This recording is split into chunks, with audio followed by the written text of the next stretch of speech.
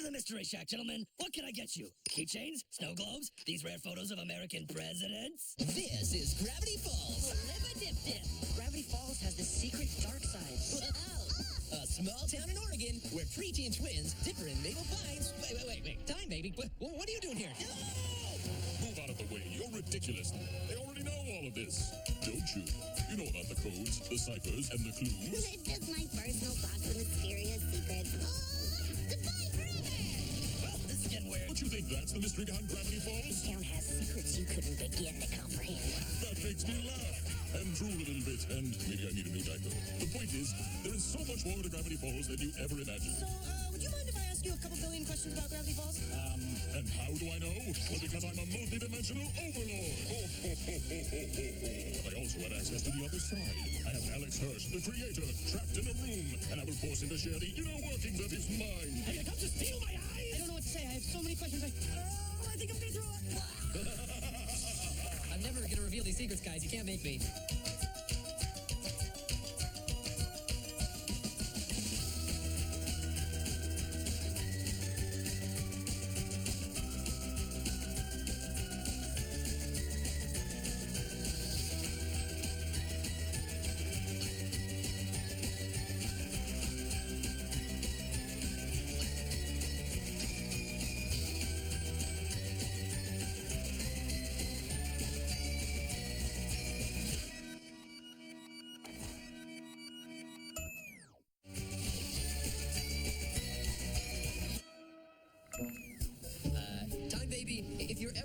If Time Baby's ever trying to fight you, just leave the room. He doesn't have object permanence. He'll think you're not there anymore. Quit stalling, Alex.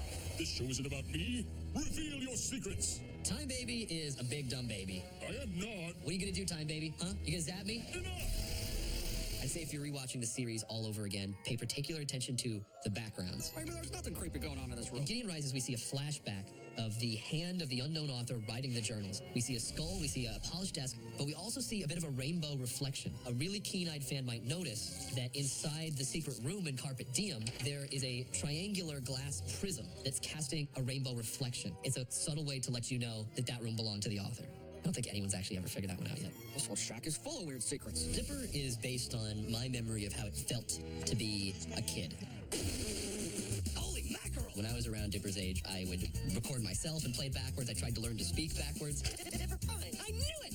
It's mind control after all! I didn't have a lot of friends. Time Baby is not surprised. Time Baby doesn't know as much as he thinks he knows. I know all there is to know. When I was in middle school, I was in a class with a kid who had, no fault of his own, some really unusual acne. Every day was a little different. Show me! So I would sort of chart the constellations from my sketchbook, and I remember one day he had a perfect Big Dipper, the exact right dots on his forehead. That's how you got your nickname. I thought your parents just hated you or something. Reveal his first name. I can't say it. It begins with a D and ends with an ipper. My name is Dopper. And Roderick? Actually... You, dear boy. Confirm. No. Now. I think Time Baby needs a nap. Your face needs a nap. Dipper and Mabel's first names have a similarity, but I will not tell you what that similarity is. Mystery twins? I thought you hated that. I'm starting to accept it. Fine, let's move on to Mabel. She is a simple creature with nothing to hide. Mabel? Every time she's not on camera in an episode, she's off knitting the next week's sweaters. Mabel is inspired by my twin sister, specifically the way she acted in elementary school. In, I think, 6th grade, it finally happened where, like, my sister grew taller than me. She's got exactly 1 millimeter on you. The next year, I just, like, doubled in height. Alpha twin! Alpha twin! I am the alpha twin now, if you ask me. The pool. Sparkling oasis of summer enchantment. Yeah, nothing like sitting in a moist tub with strangers. It's like the bus, but wet. Grunkle Stan is based on my grandpa Stan. Stan certainly has secrets. Sweet Sally. Share them. Get you on the rewind. If you're rewatching the series, watch closely how Stan talks about family. Today we're gonna have some real family fun. Now, who wants to put on some blindfolds and get into my car? Yay! Thinks about family, You had me at shut up, old man. and it will make a lot more sense. You'll notice that some of the puzzle pieces have fit together. Don't worry about what's in the basement. You belong up here with me and Mabel. Yeah. Now that we know Grunkle Stan is a twin brother, when you watch an episode like Headhunters, You need anything? I love this guy. Don't you go nowhere. you see how distraught he is that a wax double of him gets destroyed. You might understand the psychology there a little bit better. Oh, Wax Stan, he's been murdered. Interesting, but we must continue forward. Don't you want to learn some Seuss secrets? Seuss is definitely one of my favorite characters to voice. I ate a man alive tonight. One of our writers, Jeff, he kind of speaks in weird, made-up hip-hop terms. And Seuss starts saying those kinds of things. You stay out of this, Tippy Fresh! Tippy Fresh didn't do anything to you, dog. Say, girl, dude. What's up, Hambone? Explain where this Seuss came from. Seuss was inspired by someone I went to college with, this guy, Jesus Chambreau. I'm great at fixing stuff, playing video games, having a sort of mustache. He was kind of a mystery, but he was always in the computer lab, and he always wanted to help you. Handyman of the apocalypse, at your service. He would see you and just be like, hey, dude, you need help with the printer? He'd be like, no, I'm good. He'd be like, oh, I'm going to help you fix the printer. I should have thought of this years ago. Oh, whoops, I broke the printer. Hey, you want my help fixing the printer that I just broke? Help, I'm trapped in the game. He was always causing and solving problems. Don't lose your cameras. Wait, lose the cameras? Don't! Dude, I just threw 2 away. But it always came from the most sincere place. My wisdom is both a blessing and a curse. I make the rules, sucker! Boosh! Everyone poured the coolest person they knew into a pot, and Wendy was born. Boosh! You put all this stuff up here? I may or may not sneak up here during work, all the time, every day. Wendy, you're the coolest person I know. I know, dude. Tell me about it later. Alex, what about the other characters? Commencing lightning round. You have 60 seconds. Lazy Susan, she used to have 2 functioning eyes until a science experiment zapped one of them. My eye! I don't think the guy I named Deputy Durland after knows that there's a cartoon show with his name in it. Hopefully he never finds out. Sorry, Durland, if you ever discover this. Toby Determined is days away from giving up on everything. Your microphone's a turkey baster, Toby. It certainly is. Next question. Time Baby is easily distracted by jingling keys. Little weakness. No, I'm not. Preston runs a mud flap factory, and his wife was Miss Mud Flap 85 or whatever, and he just decided, oh, she is gorgeous. Tonight we will enjoy only the finest of tastes and only the snootiest of laughter. That's the ticket. So Pacifica is secretly of mud flap blood. I need your help.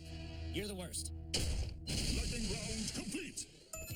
Gideon's a villain. Mother. There was a lot of brainstorming about what he might be like, in particular, what his design was and what was going on with his hair. One of those infernal Johnny koalas has gotten into my perfect hair! We gave him big hair with the thought that maybe there would be a malformed second twin that Gideon hid with his hair, that maybe Gideon had a twin as well. No! That's the hair! I don't think there is anymore. Reality is an illusion. The universe is a hologram. Bye, gold. Bye! He is a danger to our universe. His name must not be mentioned, Alex. Bill, Seriously? when we came up with him, was 100% inspired by the idea of what if I took the triangle from the back of the dollar bill, dressed him up with the top hat and stupid little arms and legs, and named him Bill after the dollar. But you can call me your new lord and master for all of eternity! He actually was originally going to be green. One of our artists said, no, he looks kind of weird. He looks like a leaf. So we made him yellow. And now he looks like a nacho. There's a lot of things like that where a simple design actually has a greater significance. In the episode Dreamscapers, we see that Mabel is wearing a sunset sweater. That is meant to symbolize the descent from our storytelling from a brighter story to a darker story. And we set up the 2-parter with Gideon's takeover of the town. Once I find the final journal, I'll rule this town with you as my queen! In the original plot for Dreamscapers, we imagined that Bill was going to enter all the characters' dreams, and we were going to see inside Seuss's mind, and we were going to see inside Mabel's mind. We simplified the story to Stan's mind, but a lot of the ideas from Mabelland came from that alternate idea. Also, in the episode, we introduced Bill for the first time. Oh, Gravity Falls, it is good to be back! And I take it you're some kind of living ventriloquist dummy? Bill's a real bad guy. Oh, snap.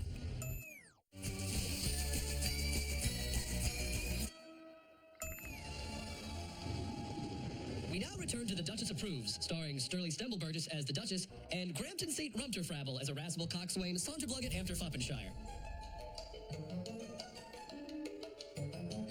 Forget it. I'm using a time wish. I always thought that if I was to make a TV show, how great would it be if I made it full of all those crazy backwards messages and secret codes and puzzles that if there was any kid out there as weird as me, they would actually find the thing they were looking for. Fans are a million times smarter than I am. I have learned that the hard way. And so season 2, we said, yes, let's up the ante. Let's have a code that's harder to crack. Let's have a code word that is hidden. Probably just the janitor kissing that wax settler woman again. Oof, remind me to erase that from my memory. So be it. Probably probably the best hidden code we've ever had was in the episode The Love God. Dipper and Mabel are running through a crowded festival, and the letters are spaced out in the background. They're so spread out, I didn't think anyone would ever be able to find them. Sure enough, 10 minutes after the episode aired, somebody had cracked it. It only took me 15 seconds. The other thing we did this season that we didn't do in season 1 is at the very end of the episode, there's a flash, and you see a single frame of one larger puzzle, and that was all leading up to the big reveal of Stan's twin brother. That's the big twist we were waiting for?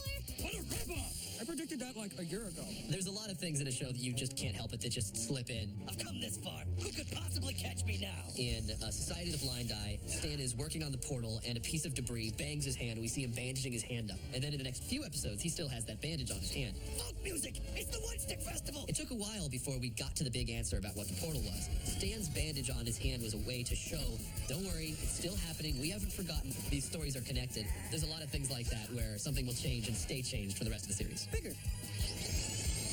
Too big! This is some kind of magic-y thing, isn't it? Zeus, look!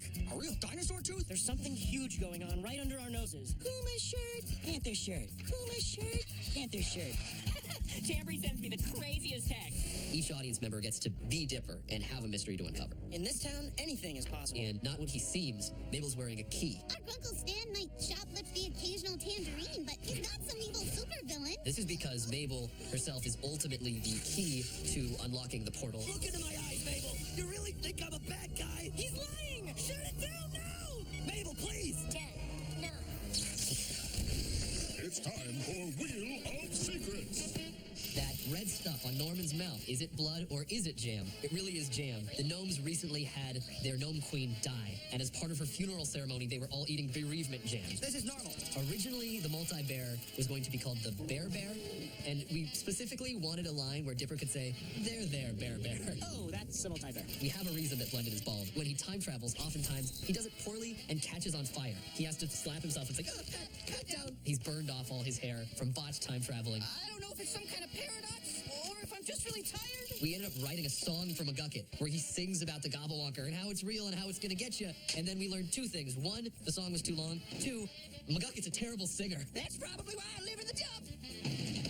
In A Tale of Two Stans, you see that Stan's science fair project that failed in high school was a football robot called Footbot. This is apparently a dream he has had for a very long time, and it's a very dumb dream. You didn't win anything.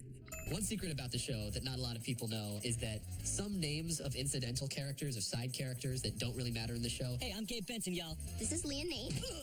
a number of them are based on boys my sister had a crush on in middle school and elementary school. Awesome comeback, Mabel. Don't treat me like a child, Tyler. She called me up and she's like, what is that guy's name doing in there? I was like, don't worry, I won't tell anybody. So please don't tell anybody.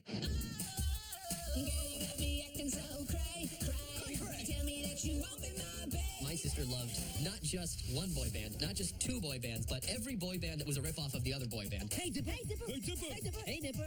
And she had a poster for all of them on her wall. Whoa, is that true, Mabel Dog? How is there enough room in your heart to be obsessed with this many boy bands? I love you, Dave Chris. He was talking to me. A lot of the show is us making fun of each other or our friends or our siblings. Show me the object of ridicule. When Mabel does the smile dip and she's on this crazy sugar trip, Would you like to eat my candy paws? and she's riding this dolphin and says, Onward, Zayoshima. now I go to Comic-Con and 100 kids chant, Onward Zayoshima to me, having no idea that that's just the name of our director, John Aoshima.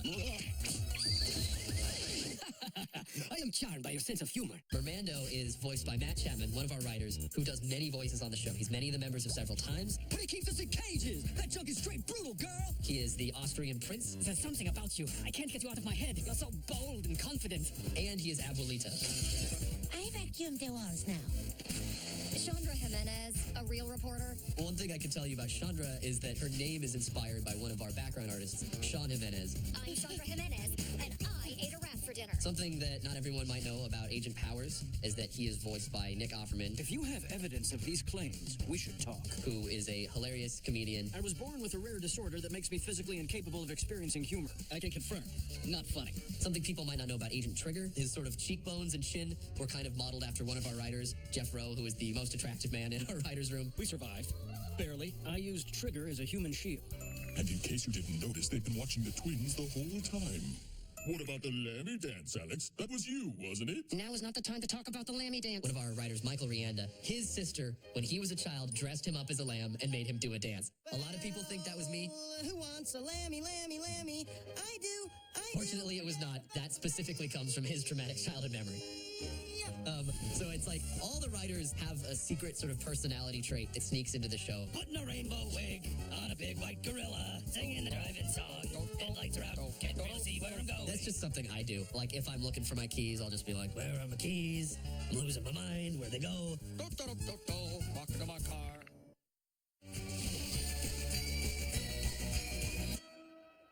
Time is running out, Alex. Tell them more. USA! USA! USA! USA! Chanting, I think, would happen a lot in the writer's room. Beautiful! Michael Rianda, if it would be lunchtime, he would do lunchtime, lunchtime. I think he did the first chant that ever appeared in the episode, which was all the teens going, Thompson, Thompson. It's just an obnoxious thing to do, and once you get used to it, you can't stop. There's plenty of little cameos of mine in the show where my face will show up. People assume that that's like me, like, oh, haha, get this, like a little ego boost. The crew likes to make fun of me. And whenever they put my face in the show, that's their way of doing it. Dear Mom and Dad, we've been in Gravity Falls for a few months and so much has happened. Ultimately, Gravity Falls isn't just about codes and Easter eggs, it's about characters. You need an amiable sidekick with a pickup truck? You know I do. I know who my family is now. And it's you dudes. Somebody's in love. I never even got a chance to tell you. I'm like in love with you, Wendy. I always kind of knew. Everything I've worked for, everything I care about, it's all for this family. One of these days, you and me are going to sail away from this dumb town. When the summer's over, you give me my house back, you give me my name back, and this Mystery Shack junk is over forever. I guess I didn't realize it was already our last one. Look, things aren't going to stay frozen this way. It's part of growing up. Things change. Summer ends. This summer, I've seen some amazing things, but nothing as amazing as you and your sister.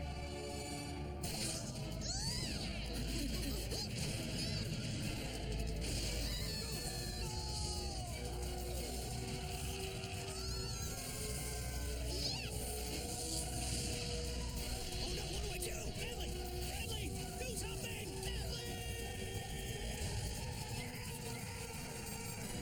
This journal told me there was no one in Gravity Falls I could trust. But when you battle 100 gnomes side by side with someone, you realize that they've probably always got your back. I mean, who would sacrifice everything they've worked for just for their dumb sibling? Don't worry, bro. Wherever we go together. I don't know what's going to happen in the future, but whatever it is, you don't have to fear because we'll do it together. Is there no one who will save the people of this town? Let's beat Bill and grow up together. All right, guys, are you ready for this? Sorry, Mabelland. It's time to burst your bubble. Let's get him, dudes.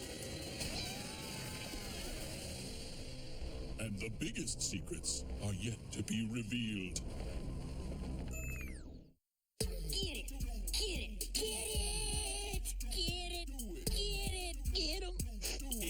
Get him! You guys aren't actually going to put this on TV, are you? All right, I'm done here. Oh,